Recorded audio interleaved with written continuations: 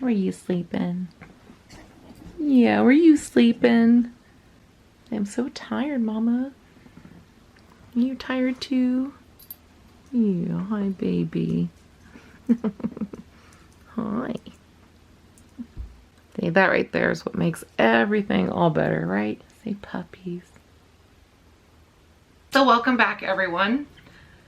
So today I'm just going to be kind of like updating some stuff and, you know, doing the vlog thing. So lately I've been getting a lot of messages asking, you know, how I'm doing and if I'm okay and is it easier getting through things. And the answer to that is no, definitely not. I feel like I've recently had like a mental breakdown or something very close to that. So, you know, many of you know that, you know, we said goodbye to Kage back in September, and then Lucian we said goodbye to in January. So a month after Lucian, I actually lost Rogue, my Crimson Belly Conure, and it wasn't due to the dogs or the cats killing her. It wasn't anything like that. You know, because I know somebody's going to ask that. It involved me trying to get her down from one of the windows and her getting caught up in the window curtains and stuff, and she passed away. It was a really bad freak accident, but it was just another layer of grief for me. And birds are definitely a different animal companionship than dogs. But she was like my everything when it came to having a bird as a companion. So it was really hard losing her on top of everything else that was going on at the time. So now I'm grieving 3 companions, pets, whatever you want to call them. I don't really look at them as pets, but you know, technically they are, but I like to look at them companions. And I'm a little bit more understanding with the situation with Rogue, just from after talking to my avian vet and also talking with other bird parents that know that freak things happen because these are technically birds that are in captivity. And even after those 3 passings, we actually had 2 funerals happen in March. So it was kind of like January, February, March. It was like grief, grief, grief. And I thought I was doing okay. I thought I was getting through the grief process. You know, I've been doing, you know, retail therapy as much as I can afford. And, you know, that helps for like a brief moment and then it's gone. I've also been doing a lot of journaling, which I've always journaled since I was little because it's always been my outlet to help me with life, you know. But another good thing about journaling, you can actually go back and if you write things down verbatim, you can be like, nope, it happened this way on this date. It's like, no, you actually said this on March 16th, 1994, you know, or whatever. You know, I was having like better days-ish. I've thought about Lucian and Kage every day since they've passed, and Rogue. And then the funerals just kind of, you know, there's just a lot of death and a lot of thought processes you go through as a human, you know. But I was trying, but then like it just all suddenly hit. It was like a huge wave of just this grief feeling, and it's just, I've been a mess these last couple of weeks. Like I almost cannot function. Like it's the weirdest thing about grief is, you know, life does move on and you have to move with it, but I feel like everything's moving faster than I can keep up with. Like, and we have so much going on, not just trying to take care of the other babies that we have, but like house repairs and, you know, stupid neighbors, just, you know, you know, technically don't have a car anymore, you know, just all kinds of like fun stuff. I almost feel like I would rather go back to 2020 than stick in 2021. It's like, I feel like 2021's like, here, have this too, you know. But I'm trying, and I feel like I'm failing, like, at everything. You know, Gypsy actually has changed since Lucian passed away. She's less confident, so it's like I have to figure out how to make that better for her. There's just so many. But as you can see, she's not too bad off if she's licking her butt on camera. And I know many of you guys have gone through pet loss too. I mean, I have too before. It's just never with my puppies and never with a bird and all at once, basically, or it feels like it was all at once. I know it was a couple of months in between, but that's a lot of change.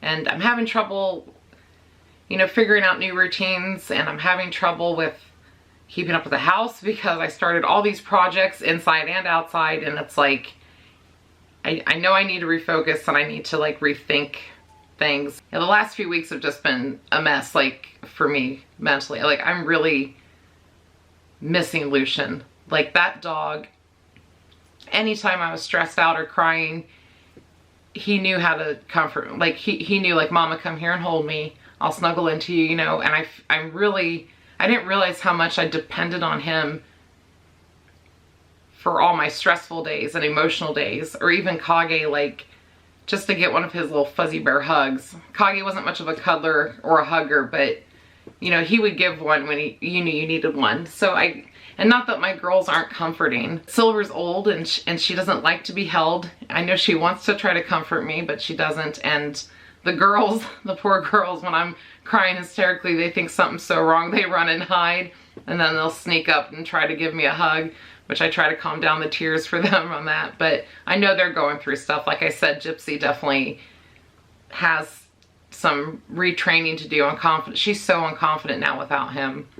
And I guess I am too, like with life, because I didn't realize how much he really was always there for me. I knew he was there for me, but I just didn't realize how many moments he really like held me up in life, I guess. But I wanted to share with you guys something else. I think it's been like a few weeks or maybe a month. See, my concept of time is never there, but it's really like the days are just going by so quickly. Like it's like, oh, I'll get that done by Saturday, and it's like, oh crap, that was 2 Saturdays ago I was supposed to get that done. But anyway, so whenever it was that I was sent this, Joy Davy sent me her book, Healing Circles. You're really gonna lick your butt on why I'm talking about this stuff? Okay, so anyway, it's gonna be great in editing. This book showed up like, it's like the universe knew it needed to show up that day. I was having like a really bad